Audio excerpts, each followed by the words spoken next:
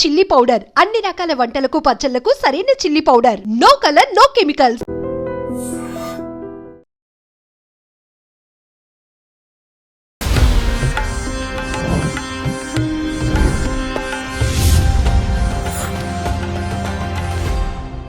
ఐడ్రీమ్ ప్రేక్షకులకు నమస్కారం. దైవానుగ్రహం కార్యక్రమానికి స్వాగతం.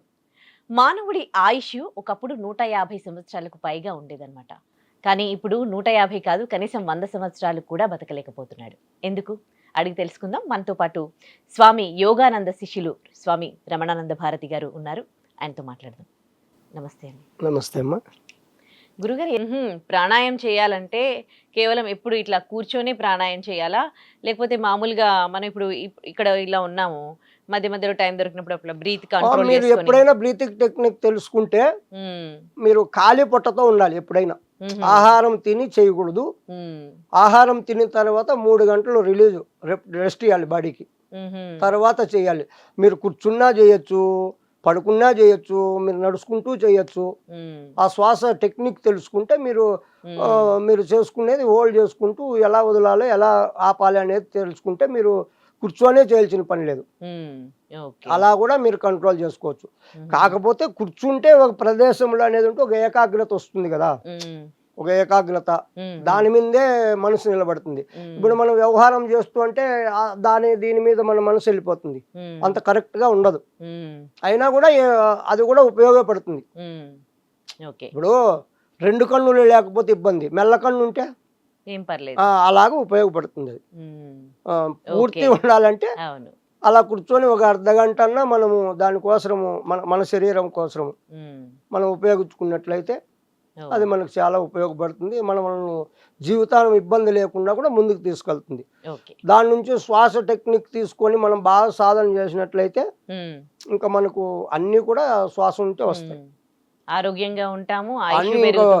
ఇప్పుడు శ్వాస ఉంటే శవం, శ్వాస పోతే శ్వాస ఉంటే శివం, శ్వాస పోతే శవం కదా.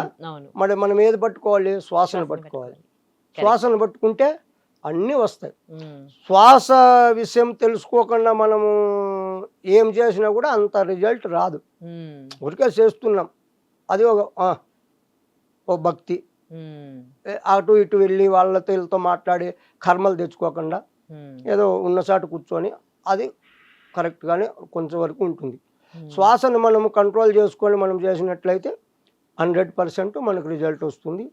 ఇంకా అన్నీ కూడా శ్వాస నుండి మనకు అన్ని ఉపయోగాలు ఉంటాయి. శ్వాసకు మించింది ఇంకా ఏది లేదు. దాన్ని పట్టుకొని మనం ముందుకు వెళ్ళామనుకో మనకి ఇంకా ఈ శ్వాస ఇందులో ఉంది మా రహస్యము. నిమిషానికి 15 జరిగే శ్వాసలను ఎవరైతే తగ్గించుకుంటూ 2, 3, 4, 5 నడిపే శక్తి వాళ్ళకి వచ్చిందనుకో, ఆరోగ్యమే కాదు, ఆయుషే కాదు, అష్టసిద్ధులు అన్నారు. అలా మహనీయులు చాలా మంది గతంలో అలా చేసే. ఇప్పుడు మనకు రీసెంట్గా చెప్పాలి 200 సంవత్సరాలు అయి ఉంటుందేమో. త్రిలింగ స్వామి అని తెలుసు కదా, పేరు వినింటారు. త్రిలింగ స్వామి 280 సంవత్సరాలు బతికాడు ఆయన. 280 సంవత్సరాలు. మన తెలుగు అతనే. మన తెలుగుదేశానికి ముందు పేరు ఏదమ్మా? మన తెలుగుదేశానికి ముందు పేరు ఏది? త్రిలింగ దేశం. త్రిలింగ దేశమా? అదే పేరే ఆయనకు పెట్టారు. ఆయన మంచి మహాయోగి. 280 సంవత్సరాలు బతికాడు. అతను బట్టలు లేకుండా తిరిగేవాడంట. పేపర్లో చూసినట్టు బట్టలు లేకుండా తిరిగేవాడు. అప్పుడు జనాలకు ఇబ్బంది అయిపోయి అతన్ని పోలీస్ స్టేషన్లో పెట్టారు. పోలీస్ స్టేషన్లో పెట్టి లాక్ వేసింటే, లాక్ వేసినట్లు ఉందంట, మళ్ళీ పైన ఉన్నాడంట. మరి అంత శక్తులు ఉన్నాయి. మన పూర్వం రుజులు, మన సనాతన ధర్మం చాలా గొప్పదమ్మా. ఇప్పుడు తెలియదు. కానీ ఎందుకు తెలియదు అంటే ఈ బ్రతుకు బండిలో ప్రయాణంలో చేస్తూ ఇవన్నీ ఆలోచించేంత టైం కూడా లేదు. మన సనాతన ధర్మం ఋషులు ఇచ్చినటువంటి సంపద, ఆ శక్తి చాలా అమోఘం, అద్భుతం. అలా బతకగలిగారు వాళ్ళు. ఇప్పుడు మళ్ళీ తెలుసుకుంటున్నారులే. ఇప్పుడు ప్రాక్టీస్ ఈ కరోనా, ఆ తల్లి చెప్పాలంటే కరోనా చాలా మంచిగానే వచ్చింది. ఆ కరోనా వచ్చినట్టుంటే భయం, ప్రాణభీతి. ఇప్పుడు భక్తి కావాలని కాదు, త్వరగా చనిపోకూడదు, ఏదో ఈ మెడిటేషన్లు ఇవి చేస్తే ఏదో కొన్నాళ్ళు బతుకుతామంట అని వాళ్ళు దీంట్లో ఎలాగైనా ఏమి ఆ కరోనా వచ్చి మంచిగా చేసింది. జనాలను భక్తి జ్ఞానానికి పెంచింది. అంతకుముందు ₹1 ఖర్చు పెట్టే వాళ్ళు ఇచ్చేవాళ్ళు కాదు. చాలామంది అన్యాయంగా కుక్కల కంటే హీనంగా చనిపోయారు కదా అప్పుడు. అదంతా గుర్తు పెట్టుకొని ఇప్పుడు ఇది శాశ్వతం కాదు, ఇప్పుడు ఏదో ₹10 దానం చేసి కూడా వస్తున్నారు ఆ కరోనా నుంచి. నిజంగా అంత భయపెట్టింది కరోనా. అప్పటి నుంచి జీవన విధానం కూడా కొంచెం మారింది. మన కల్చర్ ని ఫాలో అవుతున్నారు. మన పద్ధతులు, తినే ఫుడ్ కూడా అన్ని కూడా ఇప్పుడు అలవాటు చేసుకున్నారు. ఇప్పుడు భక్తి అనేది కూడా చాలా మందికి భక్తి, మెడిటేషన్ చేయాలి, ఆరోగ్యం కాపాడుకోవాలి అనేది చాలా మందికి ఇప్పుడు పెరిగింది అనమాట. పెరిగింది కానీ కరెక్ట్ దారి అనేది తెలుసుకోలేకున్నారు. అంటే మోసాలు కూడా పెరిగిపోయాయి కదా. సో మోసాలు అనేసరికి కూడా చెప్తాను నేను. సాధువులు ఉంటారు కదా, వాళ్ళు అంటే నిజమైన సాధువు ఎలా ఉండాలి అసలు అంటే, చాలా మంది గడ్డాలు మీసాలు పెంచేసుకొని విభూది అది పెట్టేసుకుని ఉంటారు. కొంతమంది గురువుల్లాగా అవతారం ఇచ్చి మోసం చేస్తూ ఉన్నారు. అందుకని నమ్మకం అనేది పోతూ ఉంది, అందరూ మోసం అన్నట్టుగా కొంతమంది మాట్లాడుతూ ఉంటారు. అసలు నిజమైన సాధువు అంటే ఎవరు, ఎలా ఉండాలి సాధువు? ఇప్పుడు ఇక్కడ చెప్పాలంటే సాధువు అంటే చనిపోయినాడు అని అర్థం. ఇప్పుడు సాధువు అంటే చనిపోయినాడు అని అంటే ఏం చనిపోయినాడు? అతని లోపల ఉన్నటువంటి భావాలు ఏదైతే ఉన్నాయో, కోరికలు, ఆశలు, గర్వము, డాంబికము, అలా ఉండాలి, ఇలా ఉండాలి, అది సంపాదించాలి, ఇన్ని కూడా వెళ్ళిపోవాలి. అవన్నీ వెళ్ళిపోతే ఇంకా అతను చనిపోయినట్లే కదా. అందుకు వాళ్ళు ఏమన్నారంటే ఒకే మాటలో సాధువు అంటే చనిపోయినోడు. శరీరం ఉన్నా కూడా ఏం కోరికలు ఉండవు, ఏది ఇంకా అన్నీ చనిపోయినట్లే అన్నారు. ఇప్పుడు ఈ వేషాలు ఇవి ఎందుకు వేసుకోవాలనే దానికి కూడా ఒక విషయం మాట్లాడుకున్నాం. ఇప్పుడు అయ్యప్ప స్వాములు ఉన్నారు, వ్రతం చేస్తారు వాళ్ళు 48 రోజులు లేదా 60 రోజులు, 21 రోజు.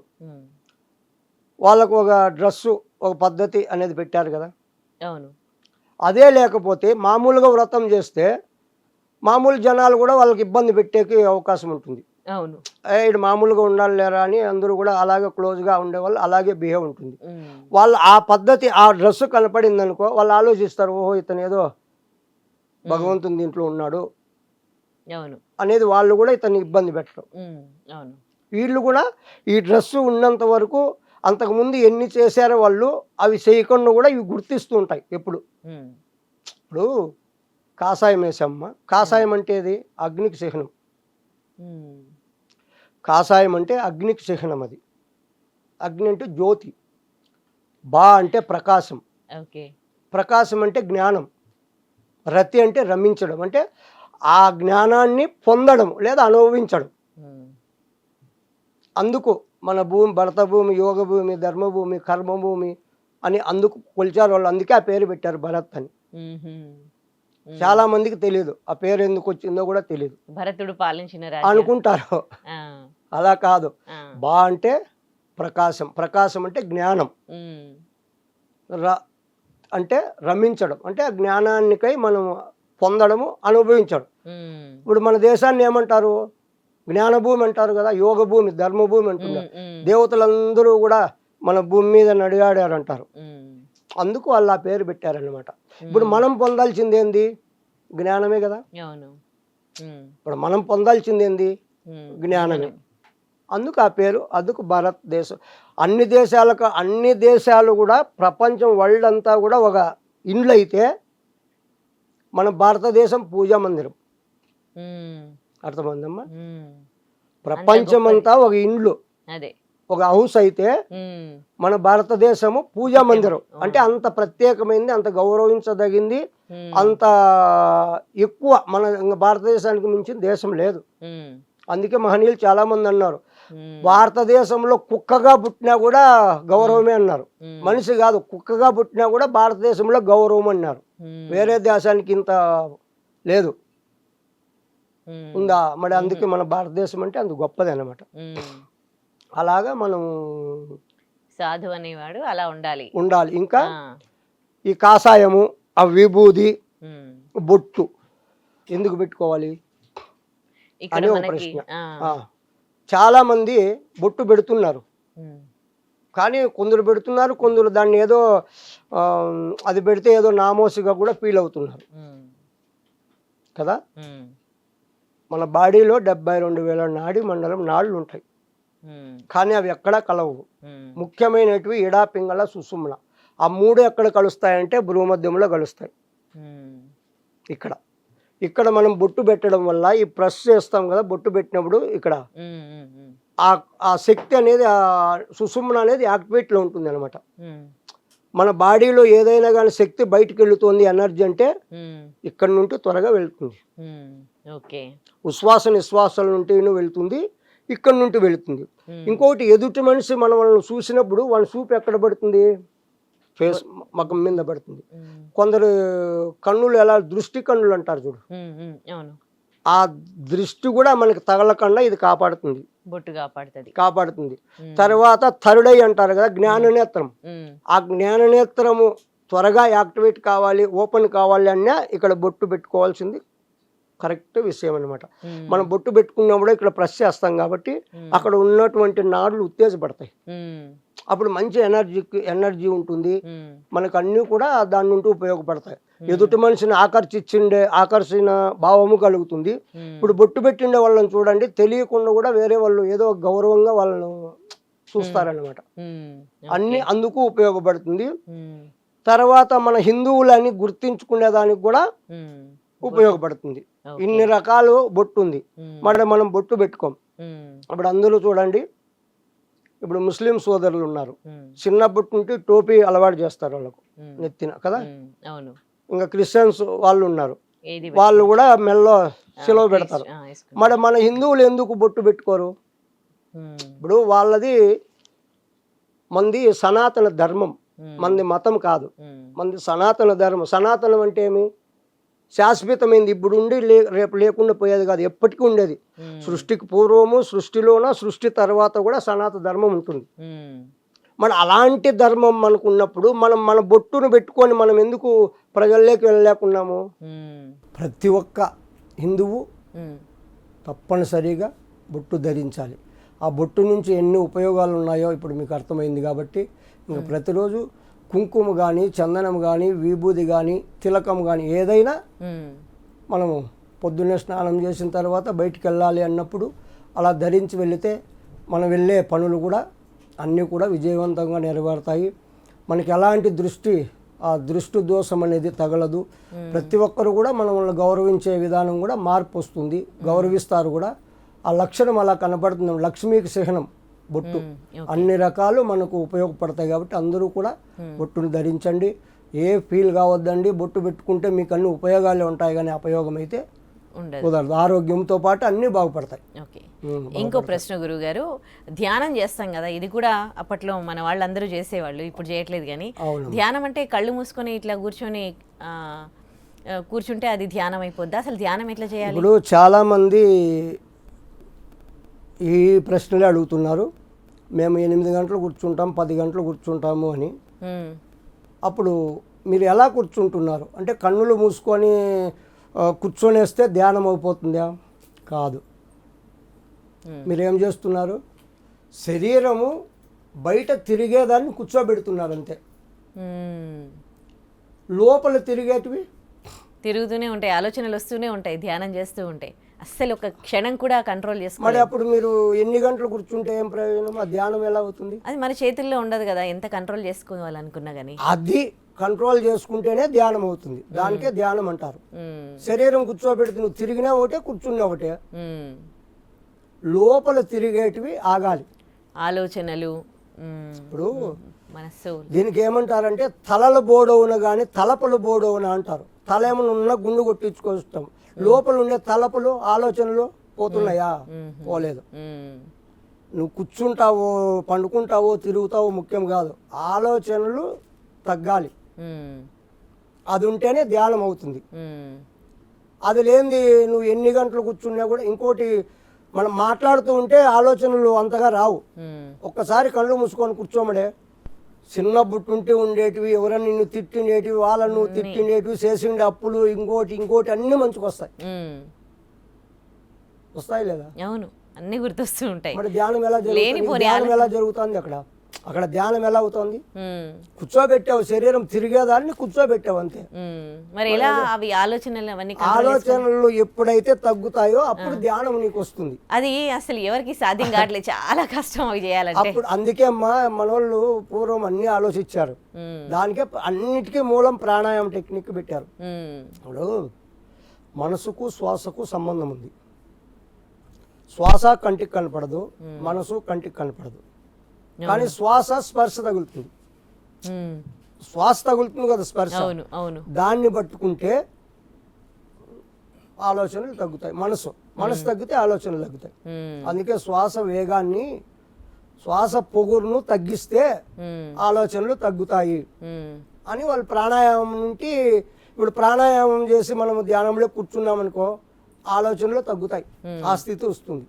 అలాగే నువ్వు కంటిన్యూగా చేస్తూ ఉంటే లాస్ట్కు ఆలోచన లేని స్థితికి అప్పుడు ధ్యానం కుదురుతుంది. అంటే రెగ్యులర్ గా చేస్తూ ఉండాలి, చేయాలి కదా, ఉంటే ఆలోచనలు పోతాయి. కంపల్సరీ చేస్తే ప్రాణాయామం నేర్చుకుని. ఇప్పుడు ప్రాణాయామం లేకపోతే సుషుమ్న యాక్టివేట్ కాదు. మెయిన్ ఆహార నియమాలు పాటించాలి. ఆహార నియమాల నుండి ప్రాణాయామం చేస్తే ప్రాణాయామం నుండి సుషుమ్న యాక్టివేట్ అవుతుంది. సుషుమ్న యాక్టివేట్ అయిన తర్వాత ఆసన సిద్ధి కలగాలి. ఆసన సిద్ధి కలిగితే ధ్యానం కుదురుతుంది. ధ్యానం కుదిరితే జ్ఞానం వస్తుంది. జ్ఞానం వస్తే మోక్షం వస్తుంది. దీనిలో ఏదో ఒకటి రాకపోయినా అన్ని నిలిచిపోతాయి. స్టెప్ బై స్టెప్ ఉన్నాయి ఇవి. పతంజలి మహర్షి కూడా యమ, నియమ, ఆసన, ప్రాణాయామ, ప్రత్యాహార, ధారణ, ధ్యాన, సమాధి లాస్ట్కి చెప్పాడు. ఇవన్నీ పాటిస్తూనే సమాధి స్థితికి వెళ్తావు. మరి మనము ఇవన్నీ ఏది లేకుండా ఊరికే నేను కళ్ళు మూసుకొని కూర్చేసుకుండా ఓ అమ్మ 14 గంటలు కట్టినా 24 గంటలు కూర్చుండంటే ఊరికే శరీరం కూర్చుంది అంతే. లోపలికి కూర్చోవాలి. నువ్వు కూర్చుంటావో కూర్చోవో ఇది కాదు ప్రశ్న, లోపలి ఆగాలి. లోపల ఆలోచనలు ఉన్నాయి కదా, వాటిని మనం కంట్రోల్ చేయగలగాలి. కుక్క వంటి మనసు కూర్చుండనివ్వదు, తిక్కబట్టినట్లు తిప్పుచుండు, కుక్కను చంపితే సక్కని మనసురా అన్నాడు. మనసే అన్నిటికీ మూలం. మనసు అన్నిటికీ మూలం మనసే. నువ్వు జ్ఞానం భగవంతుడు కావాలన్నా మనసే, అదో పతనానికి మురిక్కాలవలేక వెళ్ళాలన్నా మనసే. మనసుకు మించింది ఏదీ లేదు. మనసు నిలబెడితే అతను ఇంకా యోగి. మెయిన్ మనసు. ఆ మనసు ఎలా నిలబడుతుంది? మనం తినే ఆహారాలు బట్టి, మనం ఏ ఆహారం తింటామో దాని భావనలు మనకు వస్తాయి. ఇప్పుడు మాంసాహారం ఎక్కువ తీసుకుంటే అది ఏమన్నారు? రజోగుణం అన్నారు. దానికి సంబంధించి సత్వగుణము, రజోగుణము, తమోగుణం 3 గుణాలు. ఈ 3 గుణాలు వదలాలి మనిషి. ఇప్పుడు మీకు ఇంకా ఉదాహరణకు చెప్పాలంటే, ఇప్పుడు రావణ బ్రహ్మ, విభీషణుడు 6 నెలలు తిండ్రి 6 నిద్ర అతని పేరు మర్చిపోయాను. వాళ్ళు ముగ్గురు కుంభకర్ణుడు, రావణ బ్రహ్మ, విభీషణుడు ముగ్గురు కూడా రాక్షస వంశమే కదా. మరి ముగ్గురు రాక్షసులైనా కూడా విభీషణుడు శ్రీరామునికి ఆప్తమిత్రుడు అయ్యాడు లేదా? మరి వాళ్ళిద్దరు ఎందుకు కాలా? రజోగుణానికి చిహ్నము రావణ బ్రహ్మ. అహం, నేను చక్రవర్తిని, నాకు అన్నీ తెలుసు, నన్ను మించినోడు ఎవడు లేడు అనే భావన ఆహారంలో వస్తుంది మాంసాహారం తింటే. ఇంకా సద్ది బద్ది ఎలా పడితే నా కడుపు నిండాలి అని తింటే అతను లాగుంటాడు. 6 నెలలు నిద్ర 6 నెలలు తిండి. కుంభకర్ణుడు ఏం ప్రయోజనం లేదు. ఈ సత్వగుణము, సాత్విక ఆహారము, మంచి భక్తి భావన ఉండే అతను విభీషణుడు అయ్యాడు. అతనికి శత్రువులైనా కూడా అతన్ని ఆదరించాడు శ్రీరామచంద్రమూర్తి. అలా గుణాలు ఉంటాయి. మనం తినే ఆహారం బట్టి కూడా మనలో మార్పులు వస్తాయి, అనారోగ్య సమస్యలు వస్తాయి, ఆయుష్ కూడా కోల్పోతాం.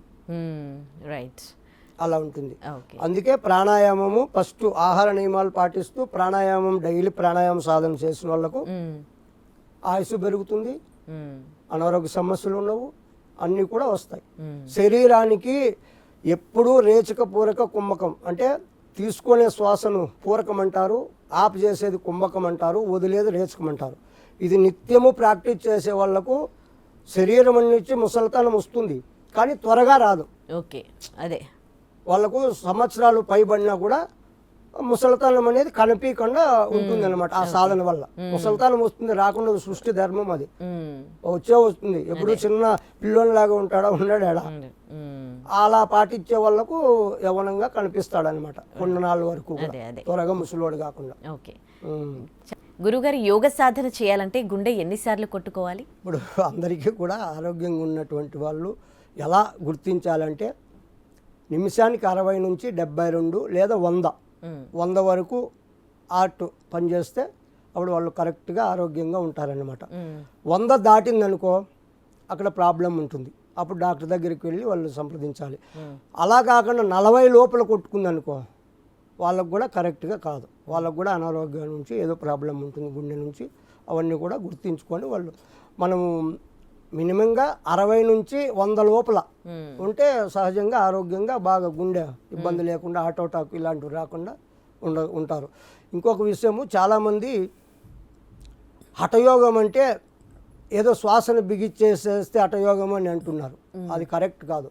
చాలామందికి ఇప్పుడు హఠయోగం గురించి తెలియాలి. హఠయోగం అంటే ఇంకా కొంతమంది హఠం బట్టి అంటే మొండిగా చేయాలి, పట్టుబట్టి చేయాలి, అదే హఠయోగమా అని అంటున్నారు.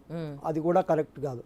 హఠయోగం అంటే హట్ అంటే పైన, యోగం అంటే కలియక. అర్థమైందమ్మా? ఇప్పుడు హట్ అంటే పైన అంటే ఇక్కడ పరమాత్మ ఉన్నాడు, జీవాత్మ కింద ఉన్నాడు అజ్ఞాన స్థితిలో. దీన్ని తీసుకెళ్ళి జీవాత్మని తీసుకెళ్ళి పరమాత్మలో కలపాలి. హట్ యోగం.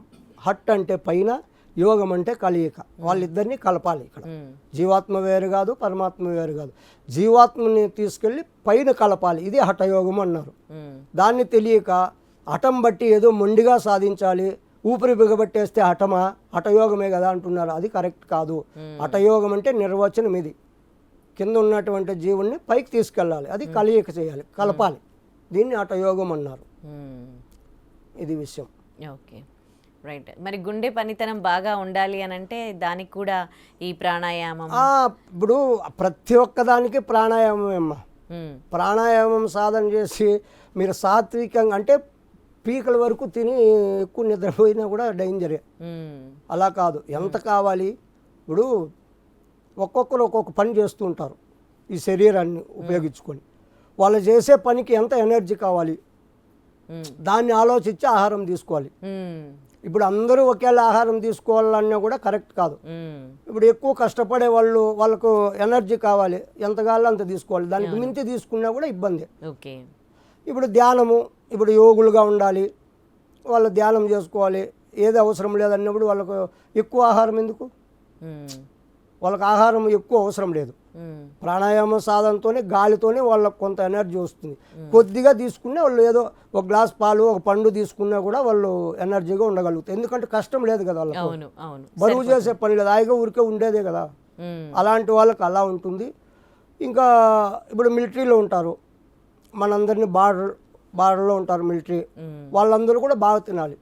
ఎందుకంటే శక్తి ఉండాలి, అవతల మనిషి కొట్టే లోపల వీరు కొట్టాలి, అలాంటి వాళ్ళు తినాలి. ఇప్పుడు క్షత్రియులు, రాజులు రాజ్యాన్ని వేలాలి, ప్రజలను కాపాడాలి, వాళ్ళు కూడా బాగా తినాలి, కోపము ఉద్రేకం ఉండాలి వాళ్ళకు. వ్యవసాయం చేసేవాళ్ళు తినాలి, ఇప్పుడు బిల్డింగ్ పనులు చేసేవాళ్ళు వాళ్ళు కూడా బాగా తిని బాగా చేయాలి. బాగా తిని అంటే మితంగా కాదు, వాళ్ళు ఎక్కువ కష్టపడతారు కాబట్టి వాళ్ళకి ఎంత తగ్గట్టుగా తినాలి. శరీరం బట్టి తినాలి. ఇప్పుడు వాళ్ళకే తెలుస్తుంది, వాళ్ళకు ఆయాసం, ఇప్పుడు నీరసం వచ్చింది అనుకో, ఇప్పుడు ఆరోగ్యానికి మనకు శరీరానికి నీరసం వచ్చింది, ఇంకొంత తిను, కరెక్ట్గా ఉందా తగ్గించు. ఇంకొకటి 3 రోజులు ఏమి ఆహారం తీసుకోకుండా పోతే సర్వ రోగాలు పోతాయి అంటుంది శాస్త్రం. కానీ 3 రోజులు చేయగలము, ఉండగలిగితే. నిమ్మరసం దాగి ఉంటారు అలాంటి వాళ్ళు. నిమ్మరసం పొద్దున్నే నిమ్మకాయ పిండుకొని ఒక చెమ్ము నీళ్లు అంటే 1 లీటరు నీళ్ళలేక ఒక నిమ్మకాయ పిండుకొని పొద్దున్నే తాగారనుకో ఇంకా ఆ రోజంతా ఆకలి కాదు. మొత్తం మంచినీళ్ళు కూడా తీసుకోవద్దా? ఇంకా అది తాగితే చాలు మీకు. ఇప్పుడు తింటేనే, ఇప్పుడు ఏదన్నా తింటేనే దప్పే అవుతుంది, తినకపోతే దాహం ఎలా అవుతుంది? అలా అంటారు. ఓకే, ఏం తినరు కాబట్టి దాహం కాదు. సో ఉదయాన్నే వాటర్ తీసేస్తే అప్పుడు ఏమైపోతుందంటే లోపల ఉన్నటువంటి కల్మషం ఏదేదో ఉంటుందో అదంతా కూడా శుద్ధి జరుగుతుంది లోపల. మిషన్లు మళ్ళీ బాగా పనిచేస్తాయి. అరిగిపోయి ఇప్పుడు మనం డైలీ మిక్స్ చేస్తే అరిగిపోతాయి లేదా మిషన్ రాపిడ్ చేసి గ్యాప్ ఇస్తే ఇది కూడా అంతే. ఎప్పుడు 24 గంటలు జీవితం అంతా వేస్తూ ఉంటే అది ఏం చేస్తుంది లోపల చెప్తుందా? లోపల ఏం చేయాలి? అది కొన్నాళ్ళకి ఇబ్బంది అయిపోయి అన్నీ ఇదైపోతాయి, అన్నీ లోపల అరిగిపోతాయి.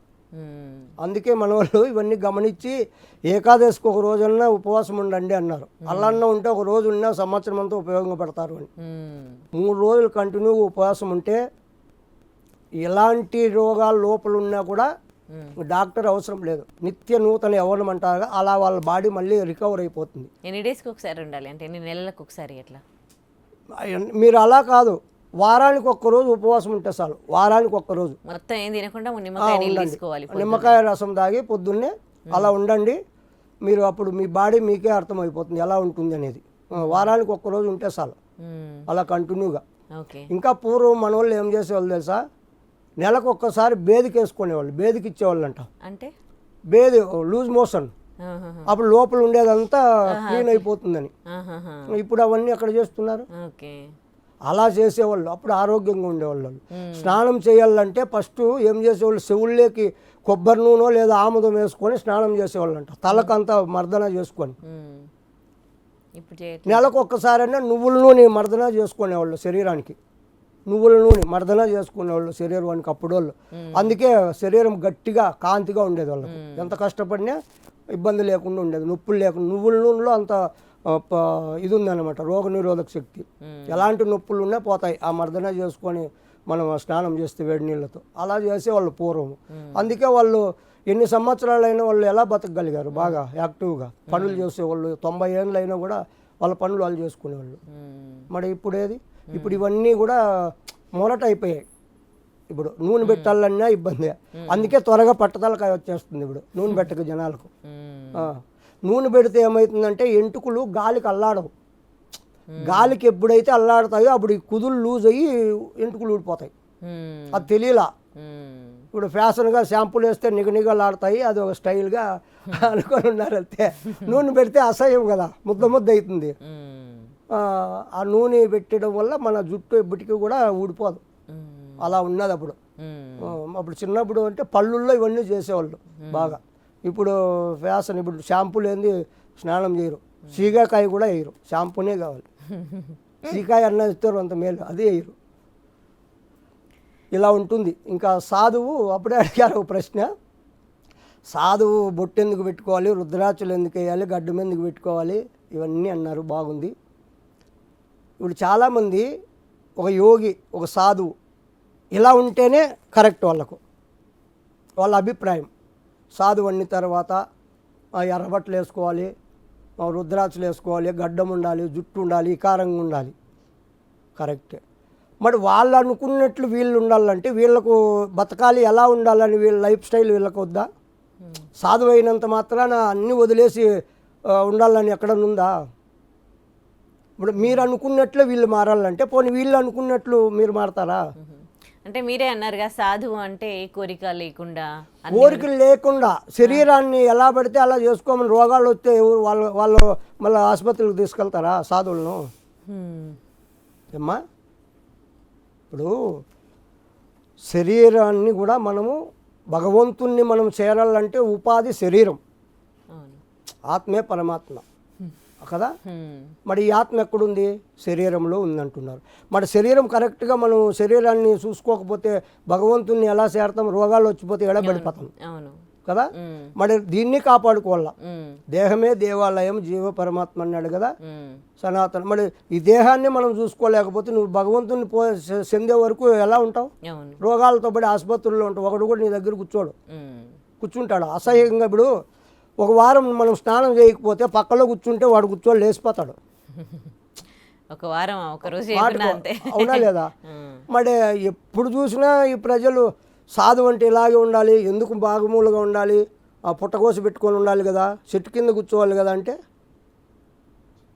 అలాగే ఉందా? వాళ్ళకు స్వేచ్ఛ వద్దా? వాళ్ళు ఎలా ఉండాలి వాళ్ళకి తెలీదా? ఇది కాదు అడగాల్సింది. వాళ్ళ నుంచి సమాజానికి మంచి జరుగుతుందా, చెడు జరుగుతుందా, దాన్ని బట్టి ఆలోచించాలి ఎవరైనా. కరెక్ట్. ఇప్పుడు సాధువేమో మీరు చెప్పినట్లే ఉంటాడు, మరి సాధువు చెప్పినట్లు మీరు ఉంటారా? మరి ఎందుకు ఉండరు? ఆయన మీరు చెప్పినట్లయితే ఉండాలి, మీరేమో హాయిగా అన్నీ చేసుకొని ఉండాలి. ఇది ఇది ఎలా ఉంటుంది? ఇది కరెక్టేనా? మరి అదే కాలమాన పరిస్థితులు బట్టి అన్నీ కూడా మార్పులు ఉన్నాయి. రైట్. ఇప్పుడు అప్పుడు సమాజంలో పుట్టకోస పెట్టుకొని తిరిగారు, ఇప్పుడు అలా పెట్టుకొని తిరుగు పిచ్చోడు అని చెప్పి ఎతకపోయి దీంట్లో పెడతారు, పిచ్చాసుపత్రిలో పెడతారు లేదా? ఇప్పుడు సమాజం అలా ఉంది. మరి దాన్ని బట్టి మారాలి, ప్రతి ఒక్కరూ మారాలి. కానీ మనం ఏ వేషం వేస్తాము అనేది కాదు ముఖ్యం, ఏం ప్రజలకు ఇస్తున్నాము, మంచి చేస్తున్నామా చెడు చేస్తున్నామా, అదే కదా కావాల్సింది. మరి అలా ఉంటుంది. కాకపోతే వాస్తవంగా అయితే వేషధారణ చేసి మోసాలు చేసే వాళ్ళు కరెక్ట్గా ఉన్నారు, లేదని కాదు, అలాగ ఉన్నారు, ఇలా ఉన్నారు. అదే ఇప్పుడు చాలామంది మహనీయులు కూడా మంచి మంచి బట్టలు వేసుకొని వాళ్ళు ఇది చేసిన వాళ్ళు లేరా? మన దీంట్లో ఉన్నారు, బట్టలు లేకుండా ఉండేవాళ్ళు ఉన్నారు. ఇప్పుడు మనము జనాలలో ఉండేటప్పుడు జనాలకు ఎలా ఉండాలో అలా ఉండాలి. తానొవ్వక ఇతరులను నొప్పించుక తప్పించుకు తిరుగువాడు ధన్యుడు సుమతి అన్నాడు. మనం ఇప్పుడు ప్రపంచంలో ఉన్నాం, అదే మనం అరణ్యం హిమాలయాసు అక్కడ అడవుల్లో ఉంటే వాళ్ళకి బట్టలతో పనిలే, ఎందుకంటే ఎవరు రారు చూడరు, వాళ్ళ కర్మ ఏదో వాళ్ళు ఉంటారు. ఇప్పుడు మనం జనారణ్యంలో ఉన్నాం, ఇది అరణ్యం అంటే జనారణ్యం. ఈ జనారణ్యంలో కూడా జనాలకి ఎలా నచ్చితే అలాగే ఉండాలి, అలా ఉండకపోతే గురువు సరిలేదంటాడు. అవునా కదా? ఇప్పుడు జనరేషన్ బట్టి నేను కూడా గతంలో ఈ గడ్డం అంతా ఇంతవరకు పెంచుకొని ఎర్రబట్టలు వేసుకొని ఉండేవాడిని. అప్పుడు జనాలు భయపడేవారు, ఏదో మంత్రికుడు ఉన్నట్టున్నాడు, అది కాక హిమాలయాల్లో వెళ్ళి వచ్చాడు కదా నాగా సాధువులు అఘోరీల దగ్గర ఏదో మంత్రశక్తులు నేర్చుకొని వచ్చాడు అని జనాలు వచ్చాక భయపడేవారు.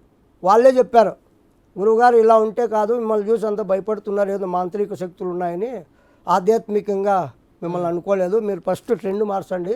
ఇప్పుడు జనాలు ఎలా ఉందో ఇప్పుడు అందరూ ఎలా చెప్తున్నారు. ఇప్పుడు పత్రిజీ మాస్టర్ ఆయన ఎంత ఇది చేశాడు, మరి అతను ఏమన్నా అలా బట్టలు ఏమన్నా వేసుకున్నా మామూలుగా ఉన్నాడు కదా. అలా చాలామంది ఇప్పుడు మన హైదరాబాద్లో ఎంతోమంది విద్య చెప్తున్నారు, వాళ్ళందరూ కూడా మామూలుగా జనాలలో ఎలా ఉండాలో అలా ఉండారు. మరి మీరు ఎప్పుడో ఓల్డ్ పాతసింతకాయ పచ్చళ్ళలా ఉంటే ఎవరు ఆకర్షణ ఉండదు, ఇలా మారాలి అని జనాల కోసమే మారాల్సి వస్తుంది. మరి ఇంక మనం ఏం చేస్తాము, అలా ఉంటే అలా అంటారు, ఇలా వస్తే ఇలా అంటారు, మరి ఎలా చేయాలి? ఇక్కడ మనం ఎలా బట్టలు అనేది కాదమ్మా, మనం ఏం జనాలకు మెసేజ్ ఇస్తున్నాం అది మనం ముఖ్యం, అది ఉంటుంది. అలాగా ఉండాలి, ఇలాగా ఉండాలి, తప్పదు, సందర్భం బట్టి అలా ఉండాలి. జనారణ్యంలో ఉంటే ఇలా ఉండాలి. చాలా ధన్యవాదాలు గురుగారు, చాలా మంచి విషయాలు తెలియజేశారు. హరి ఓం. మమ గురు యోగానంద భారతి పాదపద్మం నమస్కరిస్తూ లోకా సమస్త సుఖినో భవంతు.